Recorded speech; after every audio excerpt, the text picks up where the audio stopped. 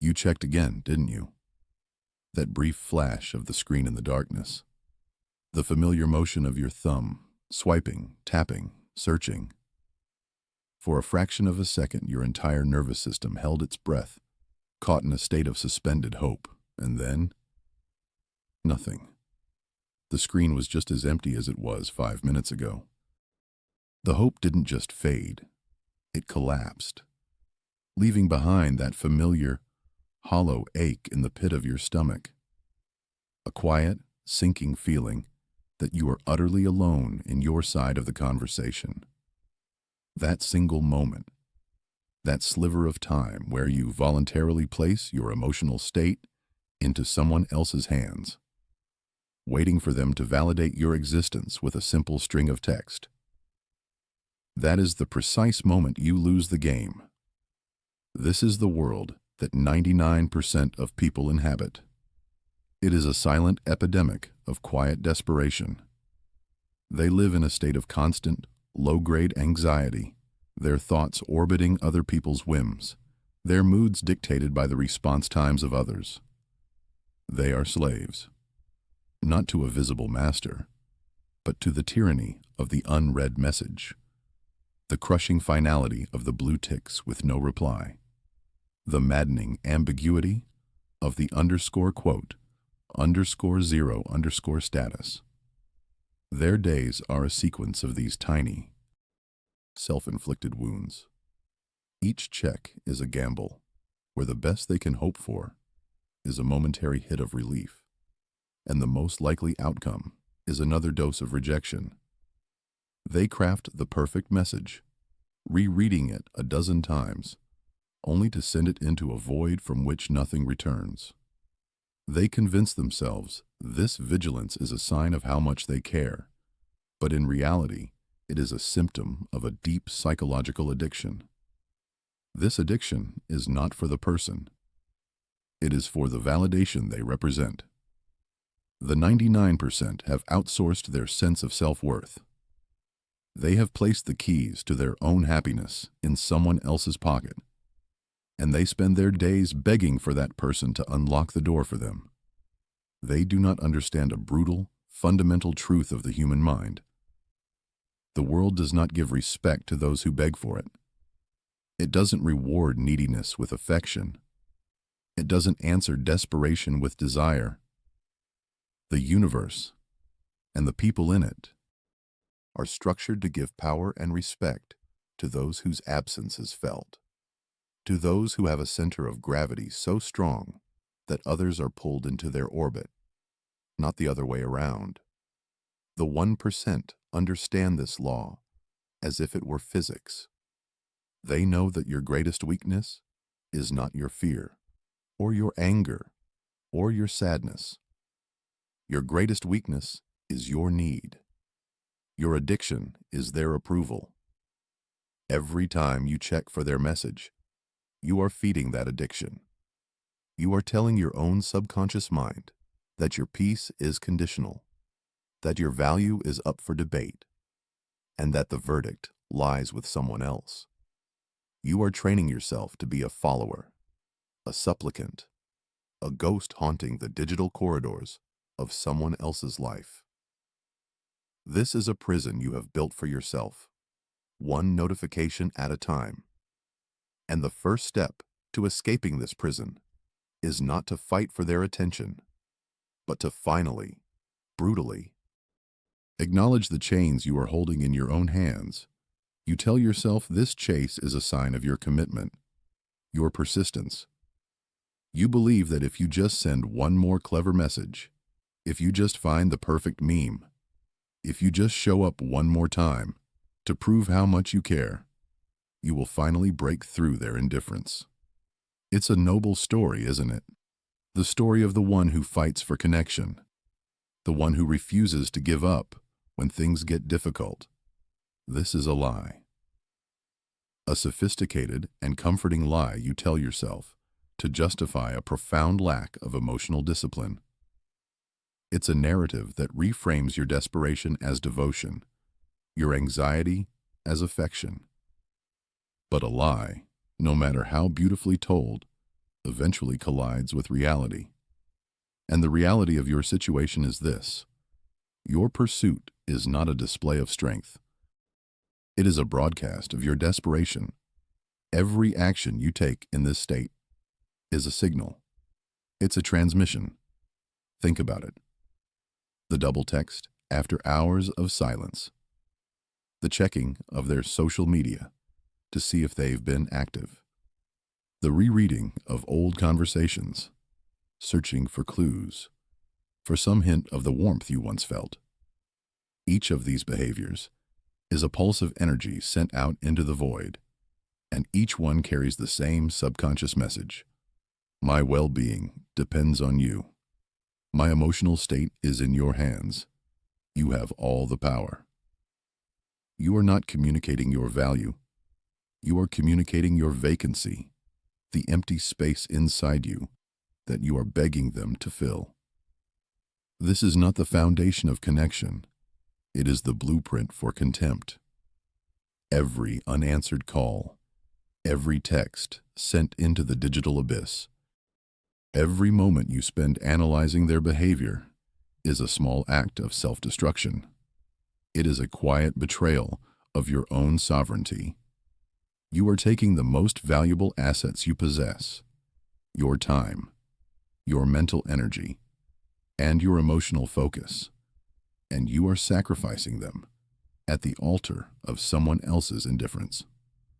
You are not building a bridge to them. You are systematically demolishing your own self-respect, brick by brick. You are training your own mind to believe that your peace is a commodity that can only be purchased with their approval.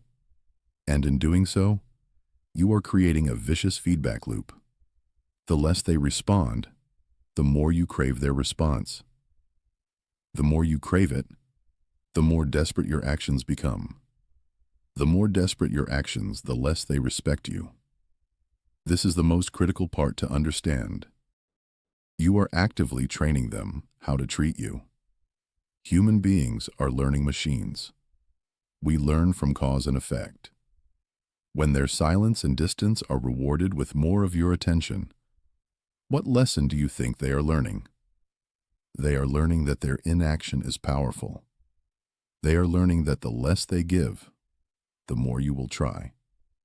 You are, in effect, teaching them that your time is cheap, that your energy is abundant and easily acquired, and that your focus is not on your own life, but on theirs. You are teaching them how to disrespect you, and they are learning the lesson perfectly because you are an incredibly effective teacher. They are not the villain in this story. They are simply a student, responding to the curriculum you have designed, and every day you continue this chase, you are just reinforcing the lesson. Nearly 2,000 years ago, the most powerful man in the world sat down to write not to his subjects, not to his generals, but to himself. That man was the Roman Emperor, Marcus Aurelius, and his words echo a truth so fundamental, it can re-engineer your entire reality. He wrote, "You have power over your mind, not outside events. Realize this, and you will find strength." This is not a quaint piece of historical wisdom. This is the foundation of mental freedom. This is the law that separates the master from the slave. The ancient Stoics, from the enslaved philosopher Epictetus to the wealthy statesman Seneca, built their entire operating system for life on a single, indestructible principle: the dichotomy of control. Imagine a line drawn in the sand. On one side of that line are all the things you can directly and absolutely control. On the other side are all the things you cannot. It is that simple and that profound.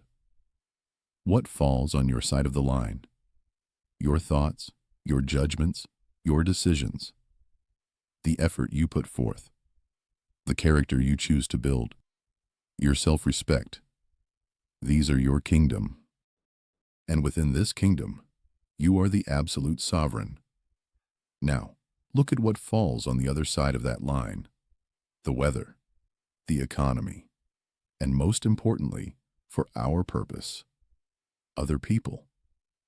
Their opinions of you, their feelings for you, their moods, their decision to reply to your message, their choice to value you or to discard you. These are external events. They exist entirely outside your jurisdiction. To invest your emotional well-being, your peace of mind, into something on that side of the line is, in the Stoic view, a form of insanity. Chasing them, desperately trying to influence their feelings, is to wage war on reality itself, and reality always wins. It is a fool's errand, a guaranteed path to mental servitude. Every moment you spend rereading their texts, analyzing their online status, or wondering what they're thinking, you are abandoning your own kingdom. You are a king who has left his throne to go beg for scraps at the gates of another. You are pouring your life force, your most precious and finite resource, into a black hole. The 99% believe that their effort can change the uncontrollable.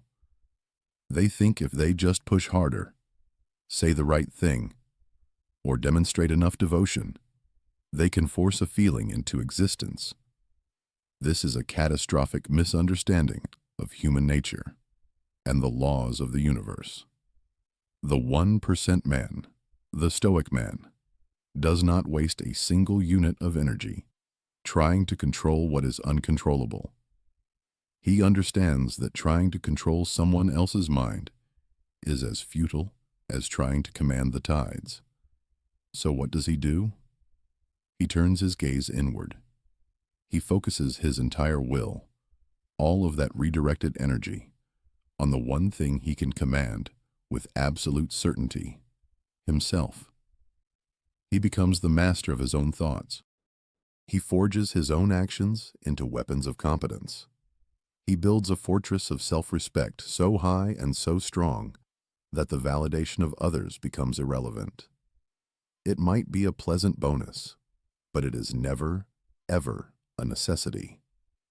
This is the great pivot, the shift from external begging to internal command. It is the moment you stop asking for power and start generating it yourself. This is where your true strength lies, not in their reply, but in your realization that you never needed it in the first place. The theory is now complete. The philosophy has been laid bare. But knowledge without action is merely a form of entertainment. It is a distraction from the real work. What follows is not a series of suggestions. It is a protocol, a system of mental armor you will now forge and wear without compromise. You will internalize these 6 Stoic truths, and you will execute them as if your very freedom depends on it, because it does. First is the truth of indifference. Their validation is worthless. It is a fleeting, unreliable currency that has kept you in psychological poverty. Starting now, you will execute a 7-day protocol of absolute indifference. This means 0 communication initiated by you, 0 checking of their social media profiles, 0 asking mutual friends about them. You will create a vacuum where your obsession once lived. This will be painful. Your mind, addicted to the intermittent reward of their attention, will scream for a fix. It will manufacture excuses and scenarios to justify breaking the protocol.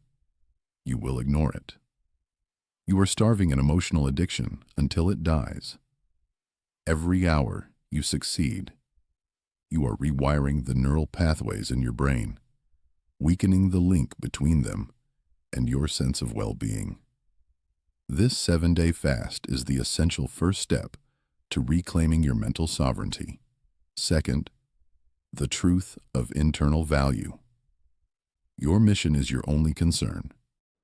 For years, a vast portion of your cognitive energy has been outsourced, spent analyzing their moods, decoding their messages, and anticipating their actions. That ends now. You will identify your primary objective for this week. It could be a critical project at work. It could be mastering a new piece of music. It could be a new benchmark in your physical training. This objective is now your sole obsession. All the energy previously wasted on chasing, on wondering, on waiting, is now fuel for that mission. Imagine your focus as a powerful river. For too long, it has been diverted into a barren desert, disappearing into the sand. You will now build a dam and redirect that entire river, channeling its immense power into the turbine of your own purpose. Third, the truth of action. Respect is not given to those who ask for it. It is a byproduct of competence. You will therefore cease all supplication and begin the work of becoming formidable. For the next 7 days, you will dedicate 60 minutes per day, uninterrupted, to the development of a hard skill. Read a book on strategy. Study a new language. Train your body to the point of failure. Let your actions, not your pleas, define you. The confidence that comes from genuine competence is unshakable. It is an internal fortress. While the 99% are busy crafting the perfect text message, you will be busy crafting a stronger version of yourself. The world does not make way for the needy. It makes way for the person who is on a mission. Fourth, the truth of scarcity. Your attention is your most powerful weapon, and you have been giving it away for free. It is a finite, precious resource. From this moment forward, you will treat it as such. Here is your conditioning. Every single time you feel the impulse to check on them, to look at their profile, to reread old messages, to think about what they might be doing, you will immediately stop and perform 20 push-ups. No hesitation, no excuses. You will forge a direct physiological link between the mental weakness of seeking external validation and the physical consequence of disciplined effort. You are teaching your own nervous system that the price for that moment of weakness is a demand for strength. Soon, the impulse itself will begin to fade, disciplined out of existence. Fifth, the truth of amor fati, the love of fate. This disrespect you have experienced is not a curse. It is a gift. It is a diagnostic tool that has exposed a critical vulnerability in your mental armor. A lesser man would resent it, would become bitter. You will not. You will be grateful for this test. It revealed a dependency you were not aware of. It showed you where your frame was weak. This pain, this indifference from them, is the very fire you will now use to forge real, unbreakable strength. You will look back on this moment, not as a rejection, but as a necessary and welcome catalyst for your own evolution. Finally, the sixth and most important rule, the truth of self-reliance. You are the only judge whose opinion matters. The addiction to external validation is broken by building a powerful internal validation system. So, every night before you sleep, you will take out a journal and write down one action you took that day that earned your own respect. It does not have to be monumental. It could be holding your ground in a conversation, finishing a difficult workout, or keeping a promise to yourself. This is the only validation you require. You are now building your self-worth from the inside out, on a foundation of your own actions, answerable only to yourself. You have now been given the map. You have seen the architecture of your own prison, the psychological bars forged from neediness and a desperate hunger for external approval. You have been handed the key, forged in the ancient fires of Stoic wisdom, the understanding that your mind is the only thing you truly command. The path from the 99% to the 1% is not a mystery. It is a choice that stands before you right now, in the silence of this moment. The theory is over. The time for intellectual comfort, for passively absorbing ideas, has expired. Now comes the test. The only test that matters. You have 24 hours to begin. Protocol 1, the indifference protocol. Not a week. Not when you feel ready. Not tomorrow. 24 hours. Because your weakness, that voice in your head that bargains for more time, thrives on the concept of later. It will tell you that this is extreme. It will whisper that you should ease into it. It will rationalize one last check of their profile, one final message sent into the void. This voice is the architect of your failure. It is the siren song of the 99%, luring you back to the shores of mediocrity and quiet desperation. Momentum is the only antidote. A single, decisive, immediate action is the only force powerful enough to shatter the inertia of your old self. Your future self, the person you're destined to become, is watching you across time.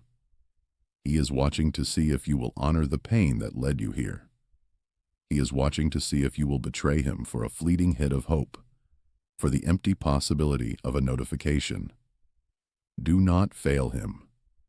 Your transformation from a supplicant to a sovereign begins with this first act of disciplined rebellion. It is an act of war against your own weakness. There are no valid excuses. There are no special circumstances. There is only the protocol and your execution of it. To cement this decision, to make it real, you will not simply think it. You will formalize it. You will go to the comments section of this transmission and you will forge a contract with yourself. This is not for me. This is not for anyone else. It is for you. It is the act of taking an internal resolution and manifesting it in the external world. It is a public declaration to your own subconscious that the old ways are over. The negotiation has ended. You will write this exact phrase, and nothing more. My attention is my command. Let those words sink in. My attention. It is your most valuable currency, the very energy of your consciousness, the light you have been shining on others, leaving yourself in darkness. Is my command. This is the reclamation of your power. It is the statement of a king returning to his throne. It is the final word. Your attention will no longer be given away like a cheap pamphlet. It will be directed, with purpose by its rightful owner. You. Do it now. Do not hesitate. Every second you wait is a victory for the weak man you are leaving behind. Type the words. Post the comment. Then, you will do the most important thing of all. You will close this window. You will step away from the screen. The lesson is over. The work begins in the silence that follows. The work begins with the first urge you feel to check on them and the cold, disciplined refusal you meet it with. That is where your new life is forged.